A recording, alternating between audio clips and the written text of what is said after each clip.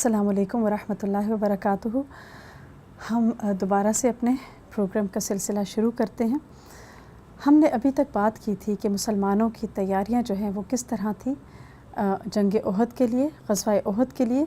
और इधर हम देखते हैं कि अबू सुफ़ियान जो है वो भी अपने लश्कर को सेट कर रहा था, और खालिद बिन वलीद जो उस वक्त मुसलमान नहीं हुए थे उनको घुड़सवारों का अमीर बना दिया गया था, लीडर, क्योंकि उनका जो कबीला था वो साल हर साल से फ़ौजियों की ट्रेनिंग का काम किया करता था। यानी उनके जो एंसेस्टर्स थे, आबाओ अजदाद थे, वो ये काम किया करते थे। और खालिद बिन वलीद जो थे वो ख़ुद भी एक इंतहाई अच्छे फ़ौजी समझे जाते थे, बहुत ज़बरदस्त किस्म के शहसवार थे, और पहाड़ों पर भगाते हुए घोड़ों को चढ़ाना और घाटियों पर उतारना और लड़ना, और ये सारे फ़ौजी कामों में उनको बहुत माहिर समझा जाता था। तो अब हम देखते हैं कि आप सल्लल्लाहु अलैहि वसल्लम ने तीर अंदाज़ों से इसी वजह से कहा था कि देखना, ख़्याल रखना कि कहीं पीछे से हमारे ऊपर हमला ना हो जाए। इधर अबू सुफ़ियान ने भी अपने फ़ौजियों के अंदर हमियत का जज्बा बेदार कर दिया था, और उनका झंडा जो था हमेशा से कुरैश का जो जंगी झंडा था, अलम था, आपको याद होगा कि एक ख़ानदान था बनु अद्दार, उसके पास हुआ करता था। तो अब अबू सुफ़ियान ने बनु अद्दार को अलम देते हुए कहा कि देख लो, तुम लोग कहीं ऐसा ना करना कि जैसा तुम लोगों ने बदर में किया था। तुम लोग इस अलम का हक़ नहीं अदा कर सके थे, और फिर जो कुछ भी हुआ तुम लोगों ने उसको देख लिया। अब सोच लो, अगर तुम इसको संभाल सकते हो तो ठीक है, वरना बीच में से हट जाओ, हम खुद इसको देख लेंगे। ये सुनकर वो बहुत तिलमिलाए और बहुत गुस्से में आए और कहने लगे कि कल तुम खुद देख लोगे कि हम क्या करते हैं। बहरहाल इस तरह, यानी किस तरह हम उस झंडे की हिफाजत करते हैं, और उन्होंने जो वादा किया था वाकई उसको पूरा करके दिखाया। और इसके साथ साथ हम देखते हैं कि कुरैश जो थे वो हर किस्म की सियासी चाल भी चल रहे थे। आखिर वक्त तक उनकी कोशिश थी कि किसी तरह से भी मुसलमानों की हिम्मत जो है उसको तोड़ा जाए। एक तरफ मुनाफिकीन वापस जा चुके थे, और दूसरी तरफ उन्होंने, कुरैश ने अंसार को पैगाम भेजा और कहा कि देखो, तुम लोग तो हमारे चचाजाद भाई लगते हो रिश्ते में, और हमारी तुम्हारे साथ कोई ज़ाती दुश्मनी नहीं है। तुम ऐसा करो, हमारे बीच में से हट जाओ, यानी मुसलमानों को छोड़ दो, और हम तुम्हें कुछ भी नहीं कहेंगे, तुमसे कोई तारुज़ नहीं करेंगे। लेकिन वो भी तो अंसार मदीना थे, वादे के सच्चे थे। उन्होंने सख्त जवाब दिया और ज़्यादा आपकी हिमायत में सरगर्म हो गए। इधर मदीना मुनव्वरा में एक शख्स था, राहिब। बज़ाहिर तो वो ईसाई राहिब था, लेकिन अंदर से मुनाफिकीन के साथ मिला हुआ था, और दूसरी तरफ कुरैश मक्का के साथ हो गया था मुसलमानों को तकलीफ़ देने के लिए। अबू आमिर राहिब उसका नाम था, और वो कुरैश के साथ आया था। और आप देखिए कि अल्लाह की शान कि उसी का जो बेटे थे हंज़ला रज़ियल्लाहु ताला अन्हु, वो बहुत ही मुखलिस मुसलमान थे, सहाबी थे। तो अबू आमिर राहिब जब सामने आया तो उसका ख़्याल था कि अंसार मदीना उसको देखकर अलग हो जाएंगे, क्योंकि एक ख़ास पोजीशन थी उसकी एक ज़माने में मज़हब के नाम पर। लेकिन जब उसने मुसलमानों को देखकर कहा कि देखो ए कबीला औस के लोगों, मैं अबू आमिर हूँ, तो इस पर उन्होंने कहा, ओ फासिक, अल्लाह तेरी आँख को कोई खुशी नसीब ना करे। यानी तुम आ तो गए हो कुरैश के साथ मिलकर, लेकिन तुम्हें कोई खुशी नसीब ना हो, जिस मकसद के लिए आए हो वो कामयाब ना हो उस मकसद में। और मुसलमान वैसे के वैसे जमे रहे, हर तरफ से कुरैश कोशिश कर रहे थे, इंसेंटिव दे रहे थे, लेकिन मुसलमानों का हाल ये था कि वो अल्लाह के रास्ते में जम कर तैयार थे।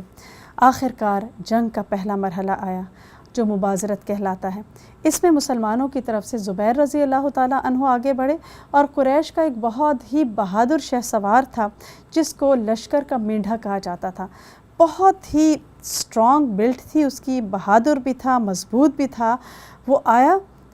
लेकिन ज़ुबैर रज़ी अल्लाह ताला अन्हु ने एक ही जिस्त लगाई, छलांग लगाई, और उसके ऊँट के ऊपर पहुँच गए और उसको लेकर नीचे गिराया, और वहीं तलवार से उसका काम तमाम कर दिया। यानी ये स्पर ऑफ अ मोमेंट में ये सब कुछ हो गया, और ये मुसलमानों के लिए एक बहुत ही खुशी का मौका था, और कुरैश के लिए बहुत तकलीफ़ दे बात थी। इस मौके पर आपको बहुत खुशी हुई। ज़ुबैर रज़ी अल्लाह ताला अन्हु की हिम्मत देखकर आपने फरमाया, हर नबी का एक हवारी होता है, और मेरे हवारी ज़ुबैर हैं। अब जंग शुरू हो चुकी थी। مشرکین اپنا پرچم لے کر آگے بڑھ رہے تھے اور مسلمان اپنا پرچم لے کر آگے بڑھ رہے تھے۔ مشرکین کا پرچم قبیلہ بنو عدار کے ہاتھ میں تھا، تو مسلمانوں نے پوری کوشش کی کہ کسی طرح سے قریش کے اس پرچم کو گرا دیا جائے، جیسا کہ انہوں نے جنگ بدر کے موقع پر کیا تھا۔ تو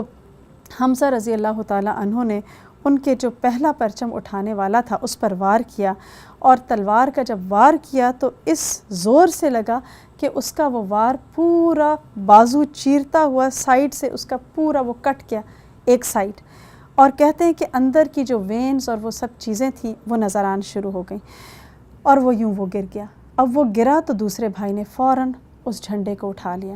دوسرا بھائی جب اس کو مارا گیا تلوار سے تو تیسرے بھائی نے اٹھا لیا، اور اسی طرح ہم دیکھتے ہیں کنزیکٹیولی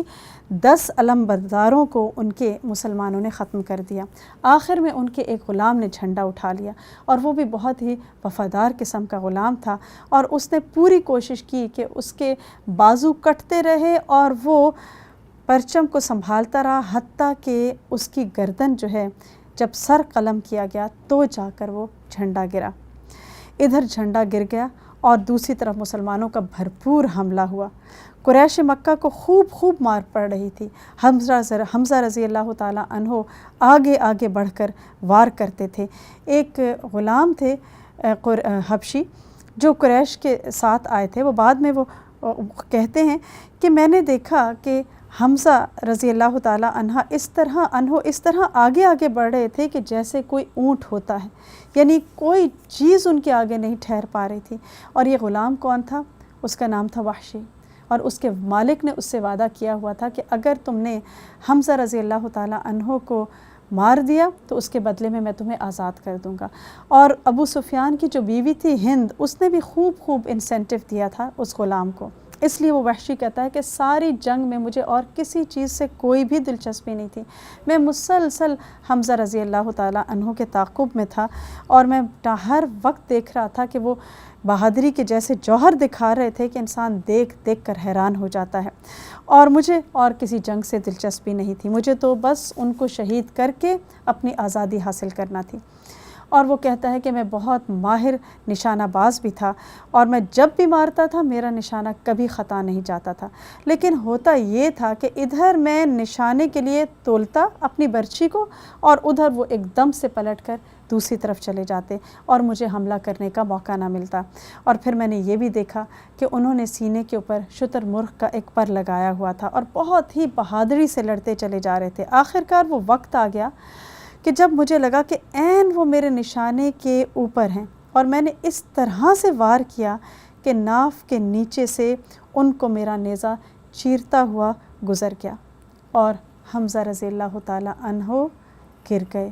اور میرا کام بھی تمام ہو چکا تھا، لہٰذا میں ایک طرف جا کر بیٹھ گیا۔ قریش جو ہے وہ بھاگنا شروع ہو گئے، حملہ بہت شدید تھا، جھنڈا گر چکا تھا، ان کی عورتیں جو ہیں وہ بھی بھاگتی جا رہی تھیں۔ ایک صحابی کہتے ہیں کہ میں نے دیکھا کہ وہ اپنا کپڑا اٹھائے ہوئے بھاگ رہی ہیں، یعنی ان کی پازیبیں نظر آ رہی تھیں، جیسے کہ وہ گر نہ جائیں تو تھوڑا سا اوپر کر کے ان کی پازیبیں نظر آ رہی تھیں، اور وہ لوگ اپنا مال و دولت اور سواریاں سب کچھ چھوڑ کر بھاگ رہے تھے، اور لشکر پورا تتر بتر ہو رہا تھا۔ ایسے میں کچھ مسلمانوں نے ان کا مال غنیمت لوٹنا شروع کر دیا، اور وہ جو تیر انداز تھے پہاڑی کے اوپر، انہوں نے جب دیکھا تو وہ سمجھے کہ اب مسلمان جیت گئے ہیں، لہٰذا جنگ ختم ہو گئی ہے اور قریش بھی بھاگ رہے ہیں، تو ہم بھی جا کر کیوں نہ مال غنیمت لوٹیں۔ اور یہ ہجرت کا ابھی تیسرا سال تھا، اور ابھی مسلمانوں کی بہت ساری ٹریننگ ہونا باقی تھی۔ حالانکہ آپ نے بہت سٹرکٹ انسٹرکشنز دی ہوئی تھیں کہ یہاں سے نہ ہلنا، لیکن اوپر سے جب انہوں نے دیکھا کہ جنگ کا نقشہ بدل گیا ہے، مسلمان فتح یاب ہو رہے ہیں، تو انہوں نے کہا کہ اب یہاں کھڑے رہنے کی کیا ضرورت ہے۔ ادھر زبیر رضی اللہ تعالیٰ عنہ کہتے ہیں کہ میرا جی چاہا کہ میں دیکھوں کہ آپ نے ابو دجانہ کو جو تلوار دی تھی رضی اللہ تعالیٰ عنہ کو، وہ کیوں دی تھی، تو میں ان کے پیچھے پیچھے رہا، تو کوئی مشرک جو ان کے آگے آتا تھا وہ بچ کر نہیں جا پاتا تھا، وہ اس طرح مارتے تھے کہ اگلے کا منہ بالکل پھیر کر رکھ دیتے تھے۔ تب میں نے کہا کہ اللہ کے رسول صلی اللہ علیہ وسلم زیادہ جانتے ہیں، یعنی ان کے جو فیصلے ہوتے ہیں وہ بالکل درست ہوتے ہیں۔ ایسے میں جب کہ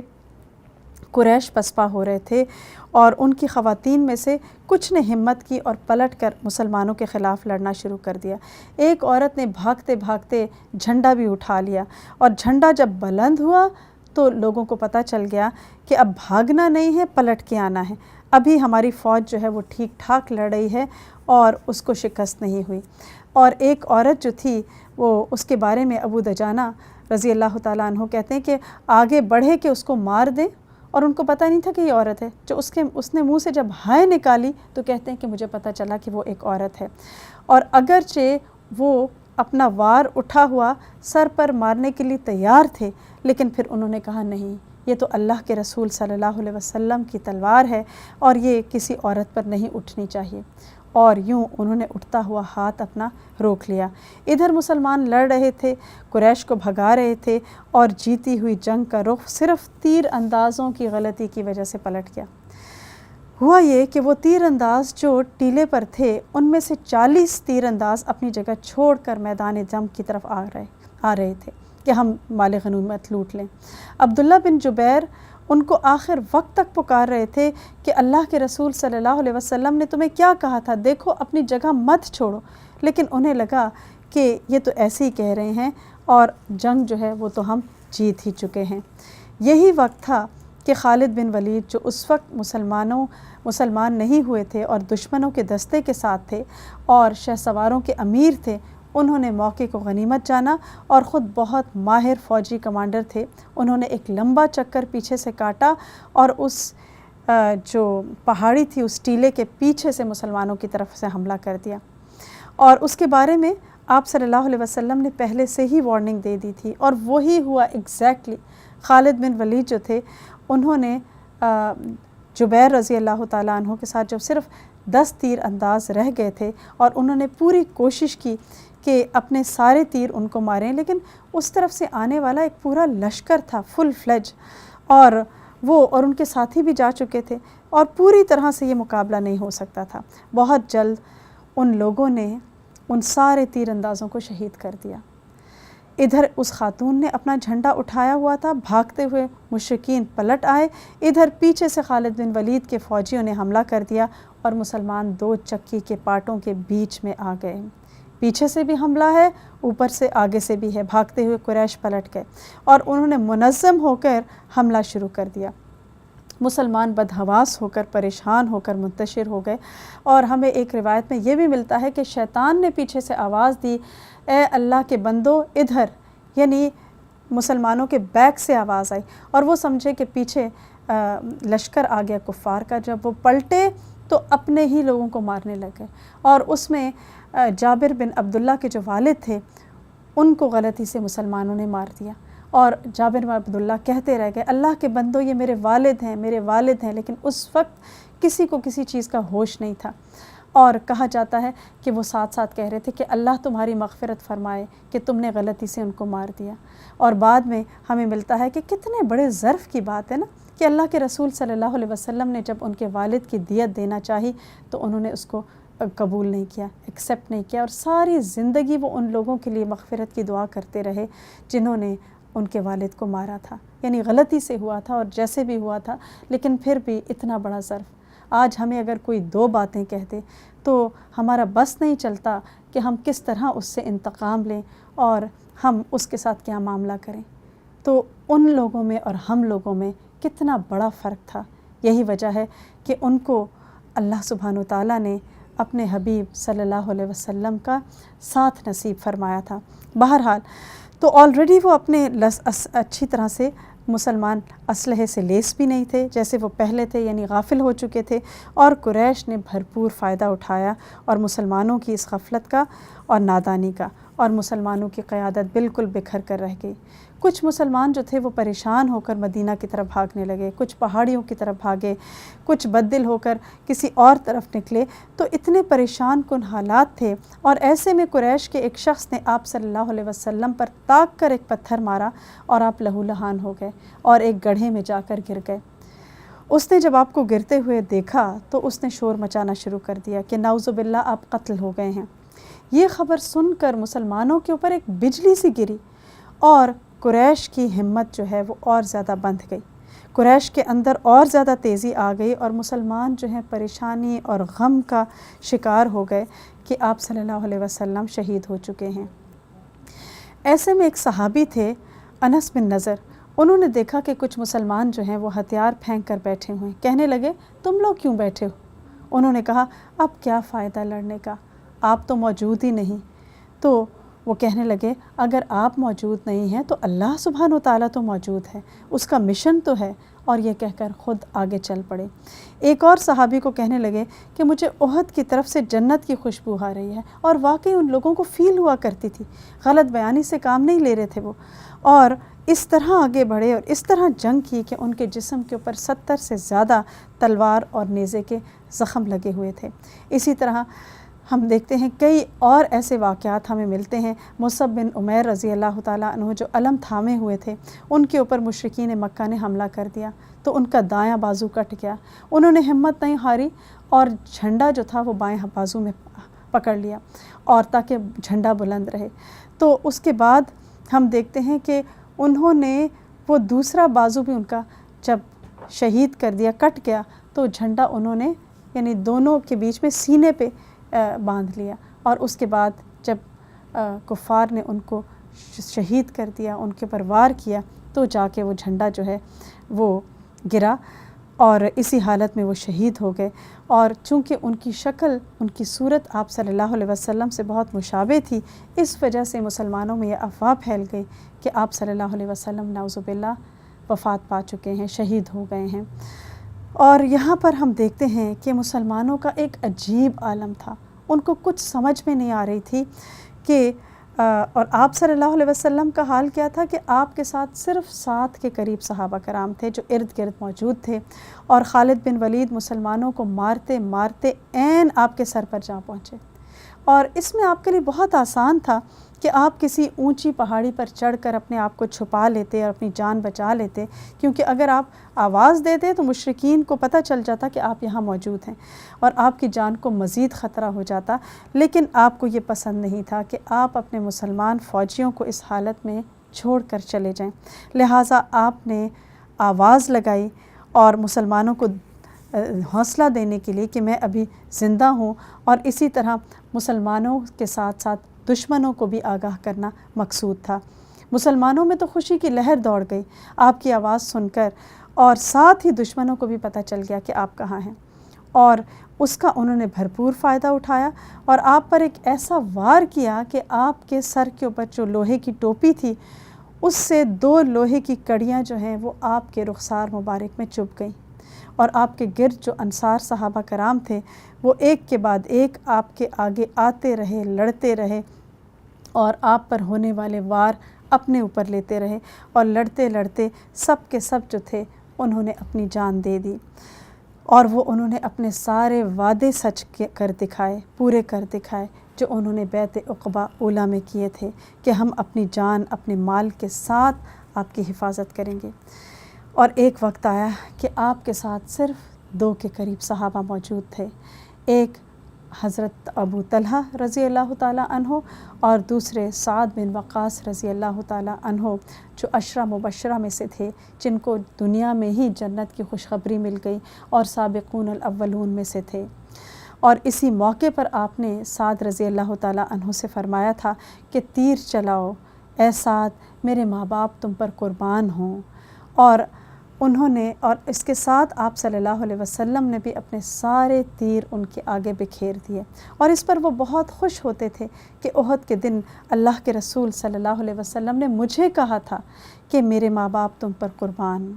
ورنہ ہمیشہ صحابہ کرام ہی آپ صلی اللہ علیہ وسلم سے کہا کرتے تھے۔ تو یہ ایک بہت بڑا آنر تھا جو ان کو نصیب ہوا، اور انہوں نے پوری طرح اپنے تیروں کے ذریعے دشمن کو روکنے کی بھرپور کوشش کی۔ آپ صلی اللہ علیہ وسلم زخمی تھے، لوہے کی کڑیاں آپ کے رخسار مبارک میں چبھی ہوئی تھیں اور چہرہ مبارک خون سے لہو لہان تھا۔ ادھر دشمنوں کا بھرپور حملہ تھا اور مسلمانوں پر ایک انتشار کسی کیفیت آ رہی تھی۔ ایسے میں ایک صحابی کہتے ہیں کہ جب میری نگاہ اٹھی تو میں نے دیکھا کہ آپ کے ساتھ 2 لمبے قد والے سفید لباس میں انسان کھڑے ہوئے ہیں جو آپ کو پروٹیکٹ کر رہے ہیں، اور ان کو میں نے اس سے پہلے کبھی نہیں دیکھا تھا کہ وہ کون لوگ تھے، اور بعد میں پتہ چلا کہ وہ جبریل علیہ السلام اور میکائیل علیہ السلام تھے، فرشتے تھے جو آپ کو پروٹیکٹ کر رہے تھے، آپ کی حفاظت کر رہے تھے۔ ادھر مشرکین کا دباؤ بڑھتا چلا جا رہا تھا اور ان کو لگ رہا تھا کہ یہ تو اب بہت ہی نادر موقع ہے، اس کے بعد تو آپ اس حالت میں ہمیں کبھی نہیں مل سکیں گے کہ اتنے کم لوگ آپ کے ساتھ ہوں۔ اور طلحہ بن عبید اللہ رضی اللہ تعالیٰ عنہ جو آپ کے آگے موجود تھے، اور یوں وہ آپ کے آگے ڈھال بن گئے، حتیٰ کہ ایسا وار پڑا کہ ان کی آنکھ، ہاتھ کی انگلیاں جو ہیں وہ کٹ گئیں اور ان کی زبان سے سی کی سی آواز نکلی۔ تو آپ نے فرمایا کہ اگر تم بسم اللہ کہتے تو فرشتے آ جاتے تمہارے لیے، یعنی اس وقت تمہارا اتنا درجہ اور مقام تھا۔ تو بات یہ ہوتی ہے کہ جب کوئی مشکل وقت ہو اور اس وقت انسان اللہ کے دین کا ساتھ دے، تو اس وقت کا جو کام ہے اور اس وقت کا جو ساتھ ہے، وہ اس کی وجہ سے انسان کا مرتبہ اور مقام بہت زیادہ بڑھ جاتا ہے۔ بہرحال وہ زخمی رہے مگر آپ کے آگے ڈھال بن کر کھڑے رہے۔ آخر کار آپ نے چاہا کہ تھوڑا سا پہاڑی کے اوپر بلند ہو جائیں، لیکن آپ کے جسم کے اوپر ایک تو ڈبل زرہیں تھیں اور دوسرا آپ زخمی بھی تھے، اور اوپر چڑھنا بہت دشوار ہو رہا تھا، کیونکہ یہ یعنی بہت ایک آپ ہیوی فیل کر رہے تھے۔ تو اس پر انہوں نے کہا آپ صلی اللہ علیہ وسلم سے کہ آپ میرے اوپر چڑھ کر سوار ہو جائیے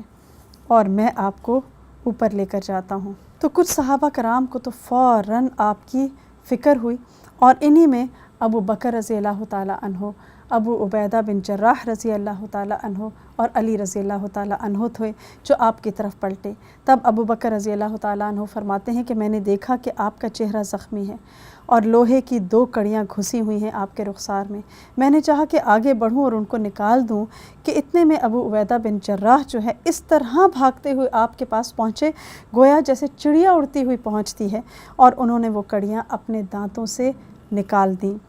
اور کیونکہ ہاتھ سے نکالنے میں یہ اندیشہ تھا کہ کہیں آپ کو زیادہ تکلیف نہ ہو۔ کہتے ہیں کہ میں اپنے دانتوں سے پکڑ کر انہوں نے جب ایک کڑی کھینچی تو ان کا ایک دانت ٹوٹ گیا، اور دوسری کڑی کو بھی انہوں نے دانتوں کے بیچ میں پکڑا اور جب کھینچا تو دوسرا دانت بھی ٹوٹ گیا، تو آگے کے 2 دانت جو تھے وہ ان کے ٹوٹ گئے تھے۔ ابو بکر رضی اللہ تعالیٰ عنہ فرماتے ہیں لیکن اس کے باوجود وہ بہت ہی حسین نظر آتے تھے، اور ایک روایت میں ہمیں ملتا ہے کہ ان کے ان 2 دانتوں سے ایک نور سا نکلتا ہوا محسوس ہوتا تھا، اور ان کے